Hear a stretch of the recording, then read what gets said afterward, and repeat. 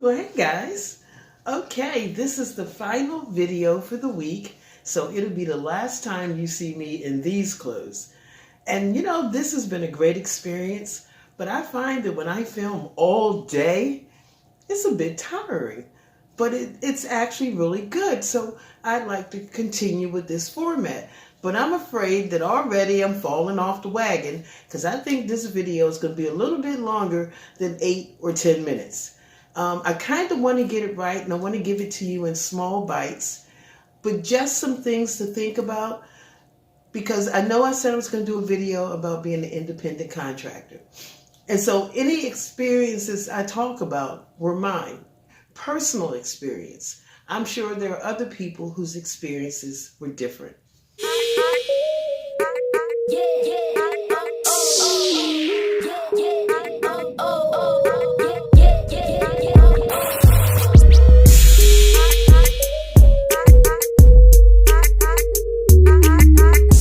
Being an independent contractor is not all gravy that people make it think. Everybody wants to hype it up as being your own boss and being in charge and yada, yada, yada, yada, yada. And nobody can tell you what to do anymore.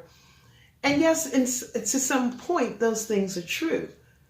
But there's still a basic way things need to be done, just so you can have some success. You can put your own spin on it. You can do things your way, but there's just some basic things. It's sort of like eating. You can eat any way you want to, but ultimately the food has got to get into your mouth. How you get it in your mouth is up to you, but that is something that has to happen. So I hope that's a good example. First of all, I will tell you the first thing I did was get an accountant. Now, I actually had clients, and I had run my little small unofficial cleaning business for about 2 years. And then I decided I wanted to be official. So I went to an accountant to find out what I needed to do. And we talked about all the things, all the legal things I needed to do. We talked about, did I want to run it from home, which I couldn't. So, we talked about office space. We made a list of everything I thought I would need to run the business, from equipment to office supplies. And of course, insurances and federal ID numbers and brochures, everything that I thought I would need. A lot of stuff I had. But there were a lot of things, if I was going to take it to another level, I had to go ahead and get. So we wrote down this list of everything I had to do. I was supposed to get each item done, put down the price, and have a receipt for the thing that I got done. And when I got all of that done, he told me I had to come back. And I went, well, I'm here now. Can I just pay for more time? He goes, no. He goes, I want to see if you're going to come back. He goes, if you come back, then I will still charge you that initial first-time consolation fee. If you come back, I won't charge you more than that. And then I'll tell you the real secret. But let's see if you do all that stuff and come back. So it took me about 5 months. And I finally got everything done, right down to finding an office and putting down a deposit and paying for 3 months in advance. And I remember on my way back to his office thinking, I swear to God, I hope this man didn't scam me. I hope I don't find out there's something that I can't even do, especially since I've done all of this. But I'm thinking, no, he didn't. He's a Mormon. Mormons don't scam people, do they? And I said, okay, so, I get in the office and he goes, you got the paper? And I said, yes. And he looks at it. He goes, so you spent $3,349. That is the actual amount, because there are some numbers you never forget, okay? He goes, okay. He goes, it looks to me like you're ready to open an office. He goes, now, you're going to hire employees? I said, yes. He goes, how many? I said, well, I thought maybe 1.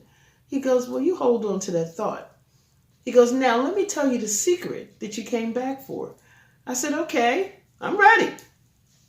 He goes, if I hired you to clean my office and I paid you $500, how much money would you have made? And I went, $500? He goes, well, no, see, that's the secret. And most people don't know the secret. He goes, you see this list of stuff? All this stuff costs you to open that office. Until your business pays you back every dime on this paper, then that business is not making any money. He said, but before it can even pay you, that business needs to be able to pay its own rent, pay the payroll, pay for the office furniture you just put in there, pay for the supplies and equipment that you use, and any insurances you have to pay for or buy. When the business can take care of all of that and pay you back your money, that is when you start making money. Until you do that, all you doing is propping up a building with your name on it. You know, if that man hadn't have broke it down to me like that, I probably would have never understood the underlying reasons of why some businesses fail and some businesses succeed. Within 10 months, business was paying for itself. And by the end of the year, it had already paid me back more than half of what I put into that business.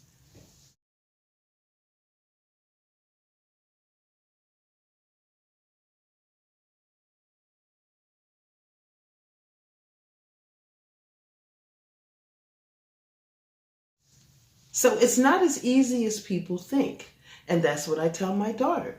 You know, I think she's running her business really well. But every time she buys a piece of equipment,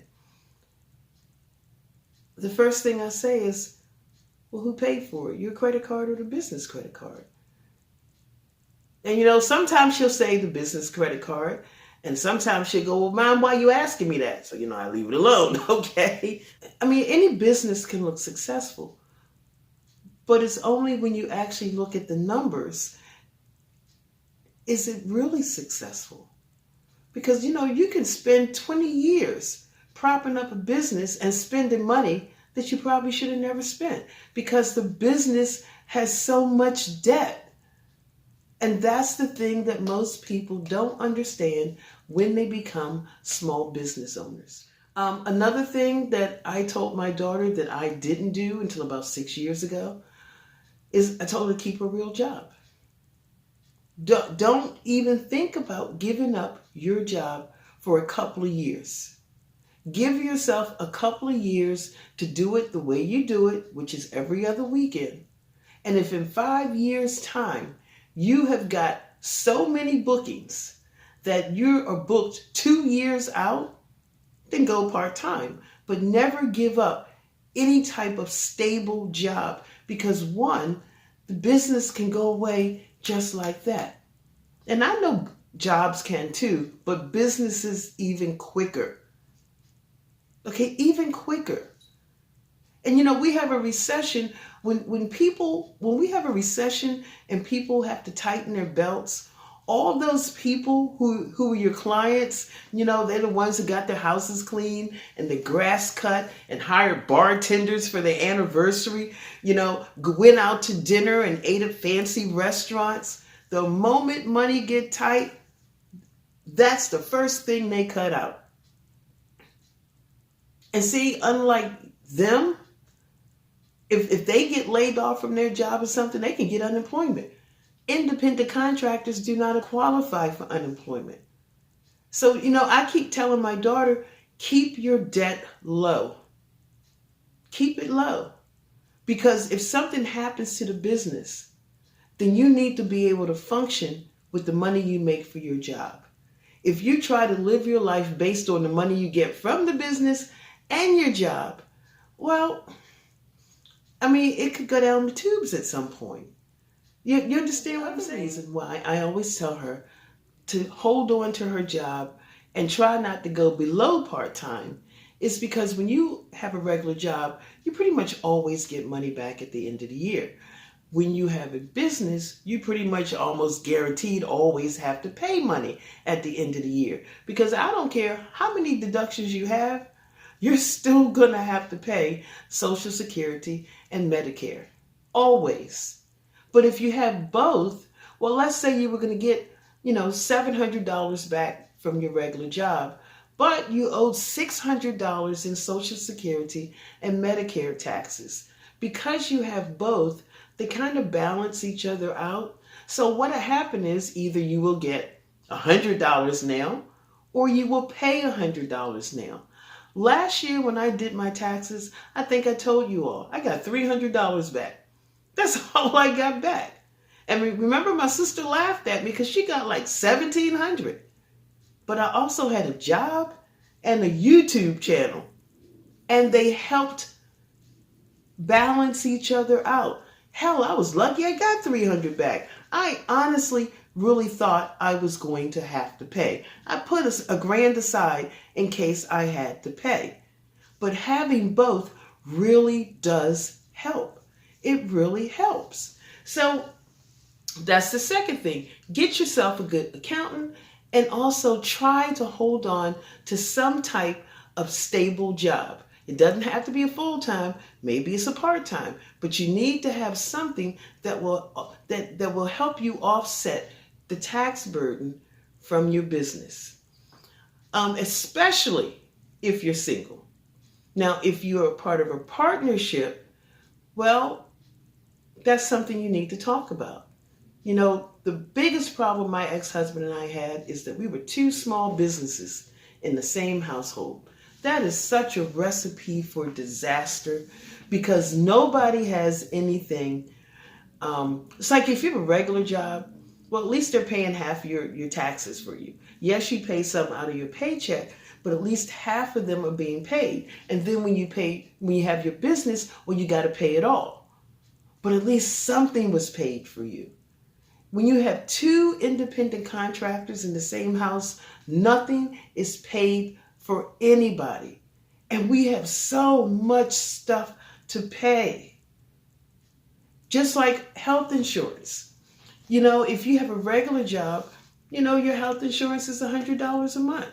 If you're an independent contractor, that exact same health insurance is going to cost you $350 a month, if not more, because you're not a part of any kind of group policy. So, it was tough when my ex-husband and I were married.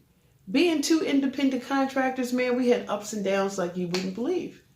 And I know there were people who were a little bit, skeptical because my ex offered me to stay at his house like he was going to make me a sex slave or something.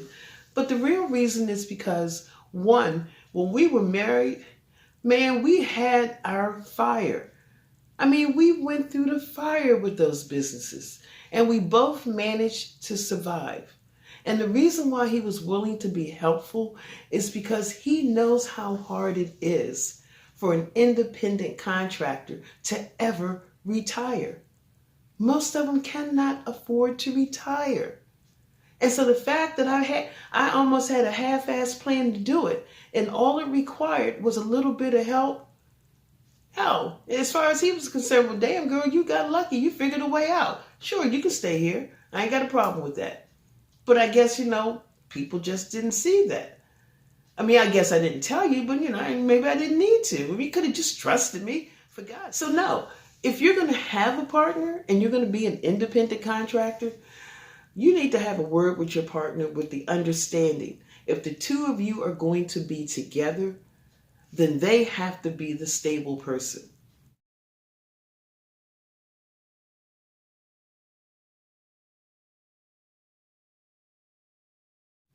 If they're not willing to be the stable person and they want to jump up and have a business too, well, you already know it's not going to work. And you might want to rethink the relationship. When Leroy and I got together, he had a stable job. Then he decided he wanted to have a small business too. And so we had a little talk. I said, honey, we can't have two small businesses. It'll kill us. If there's a recession, we are going to be in trouble. Somebody needs to be the stable person. So his thing was, what if I only do it on the weekends? I don't quit my job. That way I still got the stable job, but I get to have a little something. I said, fine. And that worked really well. As a matter of fact, I was paying like $450 a month for my daughter and I's health insurance. He put us on his health insurance, and it only cost an extra $125, which I paid. But having that conversation with him, because I already knew if you have two independent businesses in the same household and people romanticize it, trust me, it is not romantic. It is not romantic when we have a recession and all of a sudden clients start canceling because now they're worried about their end. It's not romantic. In the meantime, you got rent, you got car payments, maybe you were going to go on vacation. The point is, now you have to rethink everything. At least if you have one stable person. I mean, you might not go on the vacation until the other person who's the independent contractor can just do some reorganization. And that is very helpful. So yes, get an accountant. If you're single, keep some kind of solid job to help you offset your tax burden from that business. If you're a couple, one of you has to be the stable person. Somebody has got to be the stable person with the stable job that's going to carry the health insurance, that's going to have the 401k. Somebody has got to be that person because you both can't be dreamers. Now, one of the things that my accountant also told me was, be careful who I hire. He always said, if one of your employees burns down a client's house, yes, the insurance will pay for it, but your reputation will never recover in the community. He goes, never hire cheap. Never hire cheap. And so you know what I did? And I actually paid more than minimum wage 15, 20 years ago, because it was better for me to pay you enough money that when you walked into somebody's house, you weren't so fucking jealous that you just didn't even want to do your job. It's always those people that will get you in trouble. So what the accountant said was, look, if you can't find good people, Sheila, then stop taking clients. So yes, be careful who you hire. When it comes to savings and retirement and stuff like that, sure, everybody puts money away. I put money away for years, but I also spend some of that money. My accountant asked me, I think it was year 3, if I wanted to start a retirement savings. And I'm like, nah, because I'm working. I'm still young. I can work, but I'd like to start a savings account for my daughter to go to college. Man, I ain't gonna lie to you. I guess she was about 7 when I started that account. By the time my daughter went to college, it was just barely enough to pay the first year's expenses, okay? The second year, I did half the expense. Her dad paid the other half. Because life happens and the money is there. And so, what are you going to do? Are you going to say, okay, I won't get the car fixed, until, a week from now? No, I'm just going to take the money out of the account and I'm going to fix the car and hope I remember to put it back. In my world, you're just happy you got money in the account. Okay? No, you don't want to spend it, but if you do, you're just happy it was there. So, yeah, sometimes you have to spend your money. And like with a 401k, they penalize you. So you think twice about taking money out of the 401k or 401k. I personally, it don't bother me. The way I see it is this. The money in my savings account, I really don't want to touch that because I remember working my ass off to put it there. But that 401k money, it come out before I ever get to see it. Amazon match it. As far as I'm concerned, if you want to take 20% and I need some of it, then you go right ahead. But I'm not going to touch my personal savings account. That's just how I look at it. I'm sure I've just horrified some financial planners out there. And my feeling is, in all honesty, don't nobody really need y'all. Most of us know how to count. We know what we need to do. We know what we shouldn't do. If we do it, it's because that's what we wanted to do. So why pay you just to slap us on the hands because we're going to do it anyway. See, this is why I wouldn't be a good client for you. Remember when the accountant asked me if I was going to hire employees and I said, yes, one, and he said, okay, we'll come back to that.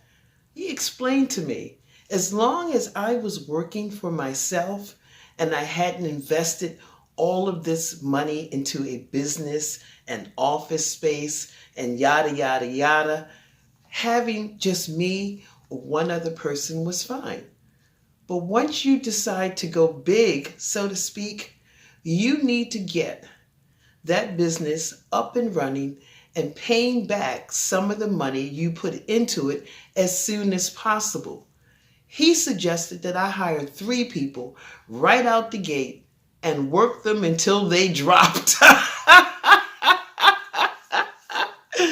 And I think about this now and I went, oh, that's how Amazon did it. Okay. But yeah, I took his advice. I hired 3 people. That's the reason why I was able to get out of the red and into the black in under 13 months, because that's how you have to do it. So I did want to tell you that because it was kind of funny.